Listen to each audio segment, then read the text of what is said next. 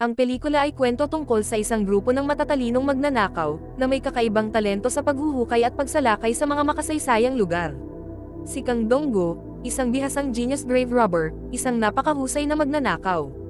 Hindi niya layunin ang mga karaniwang magnakaw, sa halip, siya ay isang maarte.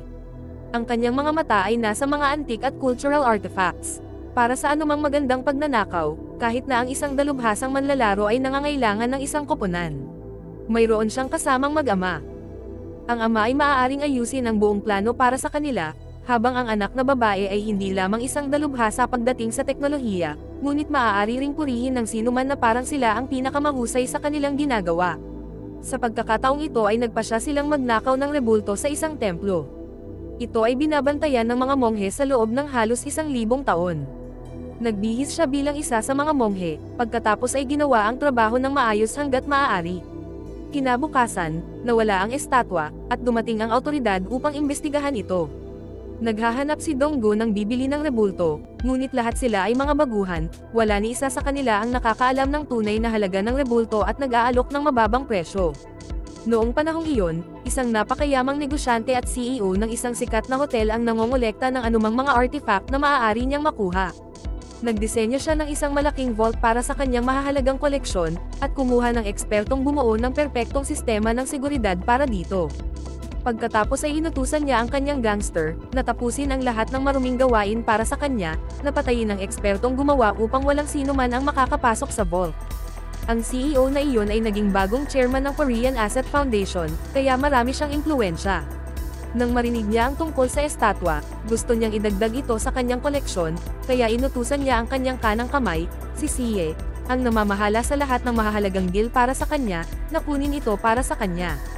Kaya sa kanyang utos, pinadala ng gangster ang kanyang mga tauhan para dalhin si Dong-gu sa kanya. Sinubukan niya itong takutin at kunin ang rebulto, ngunit mas matalino si Dong-gu, binuhusan siya nito ng mainit na tubig sa kanyang mukha, dumaan sa kanyang mga tauhan at muntik nang makatakas bago siya muling pinalibutan ng mga ito. Malapit na siyang patayin sa pagkakataong ito, hanggang sa dumating ang awtoridad matapos marinig ang kabuluhan.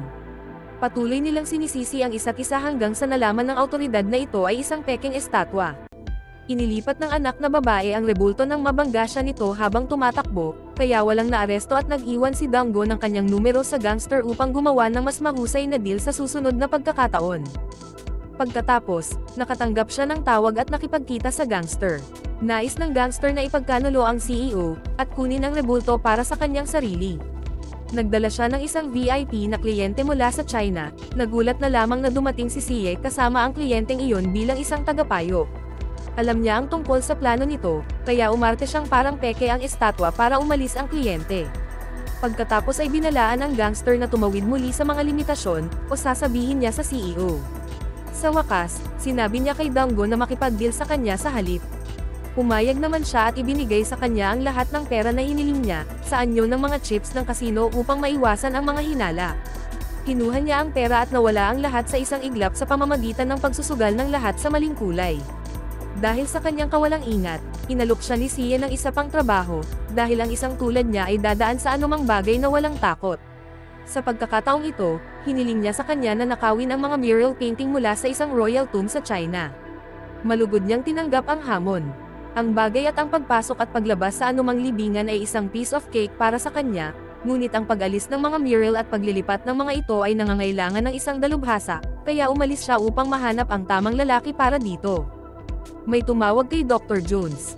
Siya ay nahihirapan sa pananalapi dahil walang mga customer para sa kanyang maliit na tindahan, kaya ginamit ng anak na babae ang kanyang mga diskarte at karisma upang makumbinsi ito, na siya ang Indiana Jones sa kanyang panahon. Ang isang tulad niya ay dapat sakupin ang katanyagan dahil sa kanyang mahusay na mga kasanayan. Pagkatapos ay ipinakita sa kanya ni Dong-gu ang kanyang bahagi ng pera. Hindi nagtagal ay kasama na niya ang mga ito at pinapaliwanag ang plano. Pagkatapos ay naglakbay sila sa China. May isang lalaking naghihintay sa kanila para tulungan sila sa anumang kailangan nila. Dumating sila sa libingan, natagpuan ang pasukan at pumasok. Pagkatapos ay sinimulan ni Dr. Jones na tanggalin ang mga mural sa isang partikular na paraan upang maiwasang mapinsala ang mga ito. Matagumpay nilang nakolekta ang bawat bahagi at nang malapit nang umalis, ang lalaking gumabay sa kanila ay humawak ng baril laban sa kanila. Kumuha siya ng mga utos na patayin sila at sa halip ay ihatid ang mga mural. At upang maabala ito, kumilos sina Dango at Dr. Jones na parang nag-aaway, pagkatapos ay kinuha ang baril at pagkatapos ng ilang aksyon ay pinatumba siya. Bumalik sila sa Korea, kung saan naghihintay si Sie, ang gangster at ang CEO at inaakalang sila ay patay na. Patuloy na sumisigaw si Dango hanggang sa bumaba sa kotse niya ang CEO at diretsyong humarap sa kanya. Hiniling sa kanya ni Dango na ibigay sa kanila ang kanilang pera at kunin ang kanilang mga mural nang walang pinsala sa sinuman. Ang kanyang ama ay isang grave robber at lagi niya itong sinasamahan. Minsan, habang nagnanakaw sila sa isang libingan, pinapasok siya ng kanyang ama para kumuha ng napakabihirang magandang florera. Pagkalabas ni Dango, nadatnan niya ang CEO na naghihintay sa kanya. Kinuha sa kanya ang florera, pagkatapos ay ibinagsak ang katawan ng ama. Pagkatapos niyang patayin ito sa libingan, inilibing ang bata kasama nito. Ngunit si Dango ay nailigtas sa libingan ng isang tulisan ng hindi sinasadya, at nabuhay upang makaganti. Pagkatapos ay nagsimula siyang magtipon kasama ang kanyang koponan at sinamahan sila ni Dr. Jones, upang talakayin ang kanilang bagong plano. Isang maalamat na maharlikang espada na sinasabing pundasyon para sa dinastiyang Joseon at kilala na nawasak. Pagkatapos ay pumunta siya sa CEO upang kumbinsihin siya sa mga salitang ito. Hindi ito naniwala hanggang sa ipinakita sa kanya ni Dango ang isang royal document na nagpapatunay sa pagkakaroon nito. Ang CEO ay kumuha ng isang ekspertong tao at nasasabik na totoo ito dahil ang may hawak nitong espada ay magiging isang alamat. Gayunpaman, sinabi sa kanya ni Dango na hindi niya makukuha ang espada hanggat hindi niya napapatunayan na siya ay may katumbas na halaga. Kaya dinala siya ng CEO sa kanyang secret vault para patunayan na higit pa sa sulit siya.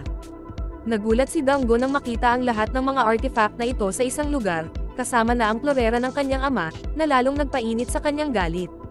Itinutok ng CEO ang kanyang baril sa ulo ni Dango. Gusto niyang malaman kung sino siya at kung bakit siya naging malapit sa kanya. Pero depensa ni Dango sa kanyang sarili, ang CEO ang lumapit sa kanya dahil sa rebulto. At kung tutusin, pera lang ang gusto niya. Inalok niya ang CEO na kukunin niya ang espada, kapalit ng malaking halaga ng pera. Pumayag naman ang CEO, lalo na dahil magkakaroon ng construction work sa lugar kung saan naruroon ang Royal Tomb. Inutusan ng CEO si Sie na ibigay sa kanya ang anumang kailangan niya. Nagsimulang maging magkalapit sila ni Dango. Bagamat ang bagong plano ay nasa isang pampublikong lugar, kaya kailangan nilang maghukay sa ilalim ng lupa upang makarating dito. At para doon, pumunta sila sa pinakamahusay na digger. Walang makapagkumbinse sa kanya na sumali sa koponan hanggang sa nangako si Dango sa kanya ng blind date kung sasama siya. At sapat na ang alok na iyon para mapatalon siya kaagad sa sasakyan. Pagkatapos nito, sinimulan nilang bilhin ang lahat ng mga ari-arian sa mga may-ari ng lupa upang matiyak na malaya silang makagalaw ng hindi nakalantad. Maghuhukay sila mula sa isang bar hanggang sa libingan. At sa gabi lang sila nakakapaghukay dahil sa oras ng trabaho sa bar, pinipigilan ng mga gwardya sa labas ang mga tao na pumunta, sinasabing ang bar ay masikip na at wala ng lugar para sa higit pa. Para matabunan ang tunog ng paghuhukay, pinapalakas nila ang volume ng musika sa maximum, at ang mga gangster ay tila nag-e-enjoy sa pagkanta buong magdamag habang masipag silang pinapanood na gumagawa. Patuloy nilang ginagawa ito araw-araw, ngunit sinalubong sila ng isang malaking hadlang.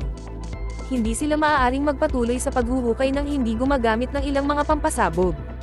Imposibleng gawin ito nang hindi nakakakuha ng atensyon, kaya naisip ni Dango ang perpektong ideya. Naglagay sila ng truck ng gas sa itaas ng parehong lugar na kailangan nilang bombahin. Sasabog ito kasabay ng bomba sa ilalim ng lupa, kaya tutuon ang lahat sa sumabog na truck. Naging maayos naman.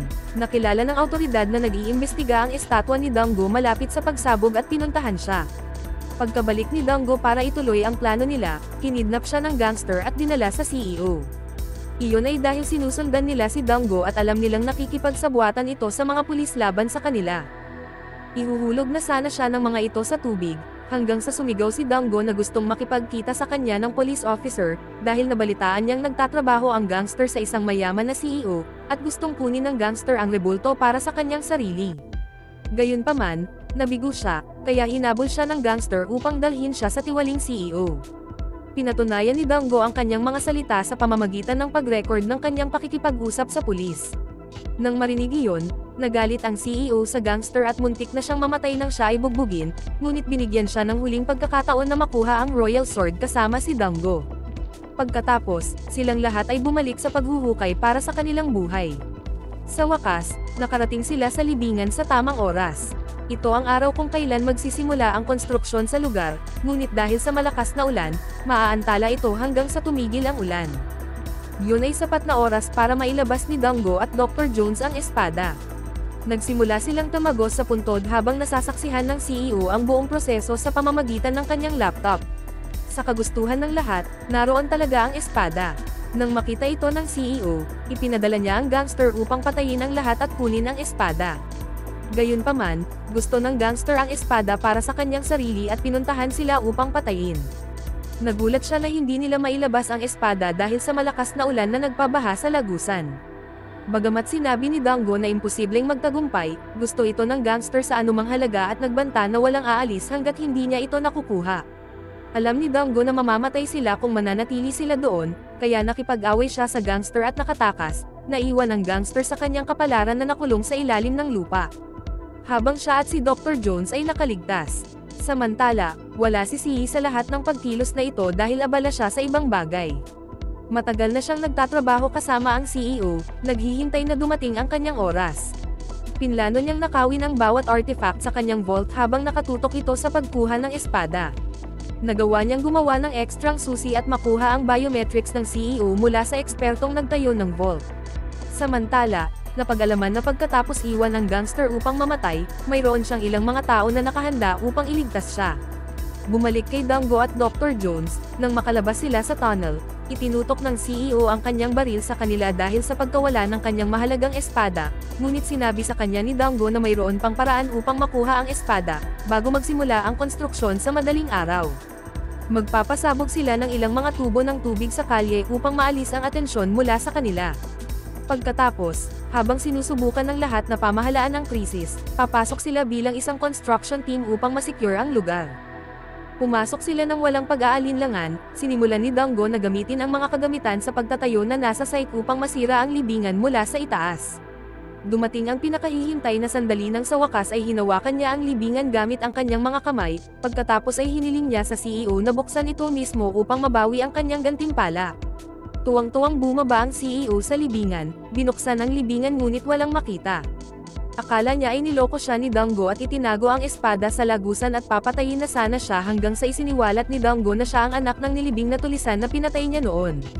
Lalo niya itong ikinagulat sa pagsasabi sa kanya na habang hinahabol niya ang isang royal sword na wala, ang vault niya ay wala ng laman.